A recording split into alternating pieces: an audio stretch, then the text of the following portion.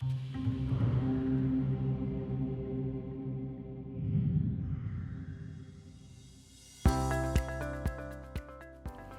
I'm Jenny with Sharp. We're going to be talking about scanning. We've set up two common scan destinations, scan to email and scan to a network folder or your desktop. The nice part is, even though they're going to different destinations, they have many of the same features. So let's dive in. We've got scan to email.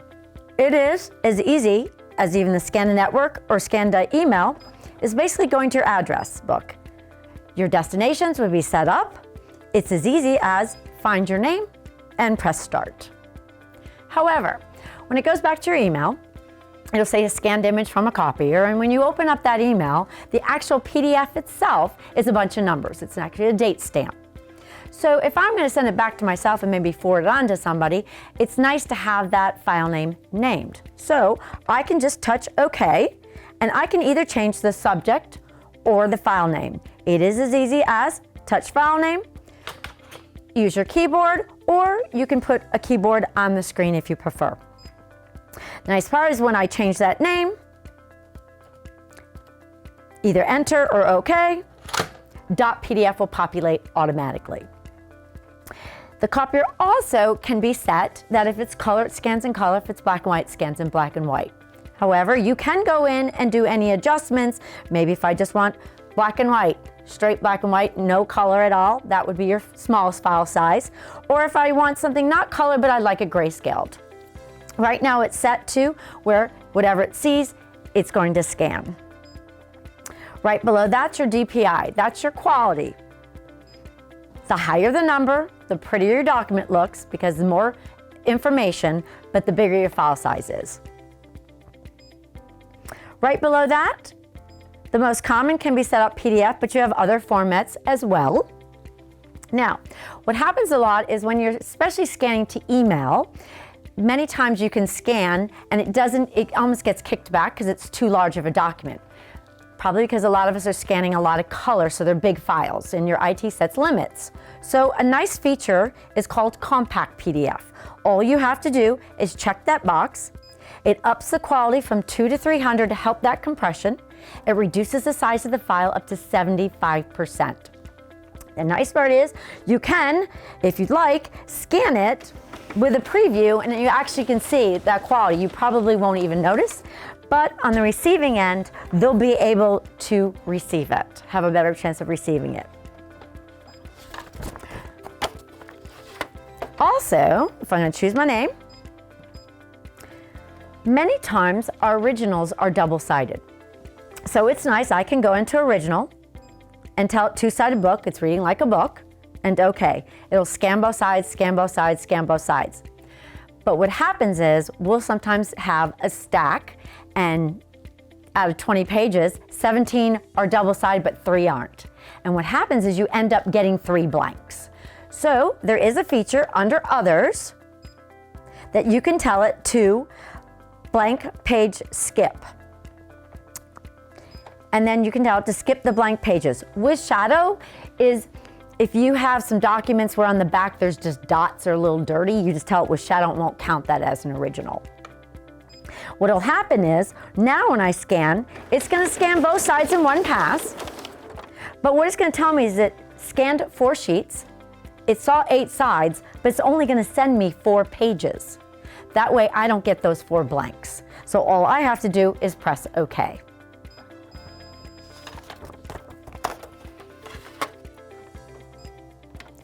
Some of the other features that is nice, many times whenever I receive something from my accountant, I have to put in the last 4 digits of my social in order to open up that PDF. So you can basically encrypt it, so someone, when you accidentally send it to somebody else, they can't open that file because they don't know the encryption.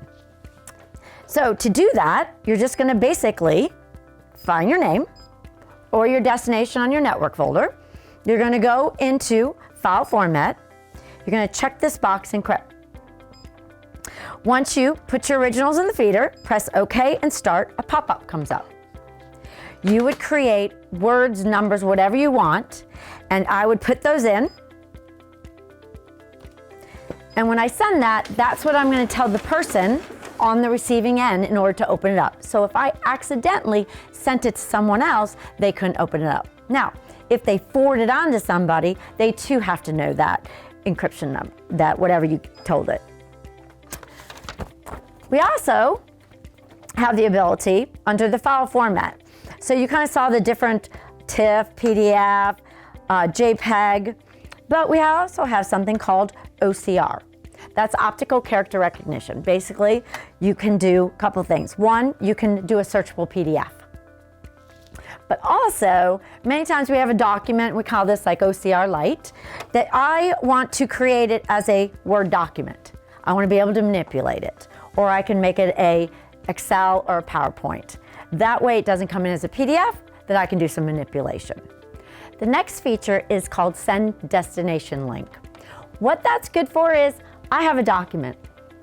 It is a lot of color, or it's a very large document. I know if I'm going to send it to my email that it's going to be too big, even if I add compact PDF to it. So what you can do is actually go in, find your name,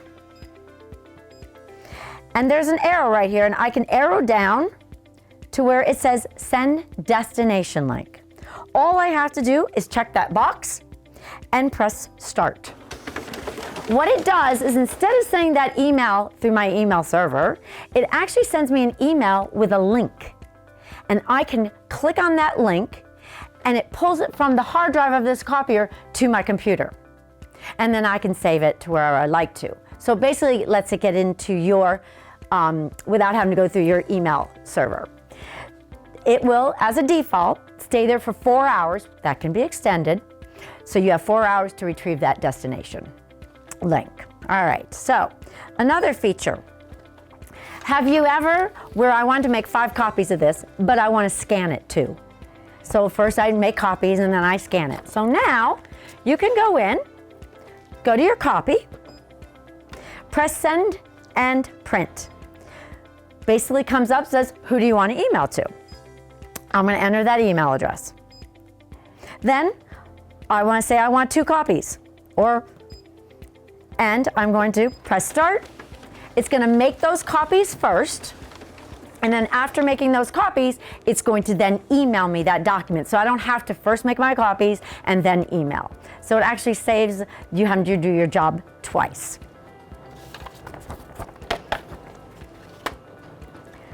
The other is, many times we have a document where when we put it in the feeder, we want it to come in as one PDF.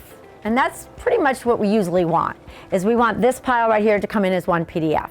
But there's many times people that do, I've got invoices or bills of lading, and each page I want to be my own attachment. But I don't want to come up here and email that and individually email it 4 times. I would like to come up, put all of them in, find my name, and under File Format, at the bottom, it says Specified Pages per File. I check that box. I tell it every 1 page needs to be its own PDF. I could go in and say, ooh, every 2 pages, because maybe I have a 2-page invoice, 2-page invoice. So you actually tell how many pages to be. So now those 4 pages will come into my email as 2 attachments. Or if I had said 1 page, it would have come in as 4 attachments. Now I'm going to show you how to add an email address. You're going to go into your address book. You're going to press Add New. You're going to type your name, pulling out the keyboard.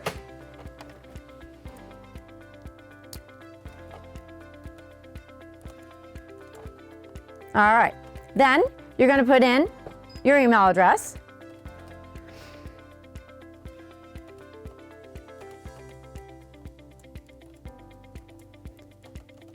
All right, and we're going to, and then register it. So it's easy to put your name, your email address, and click register.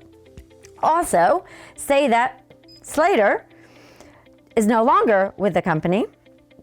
You can delete Slater, all right? Or if you need to edit because you maybe put in the wrong email address.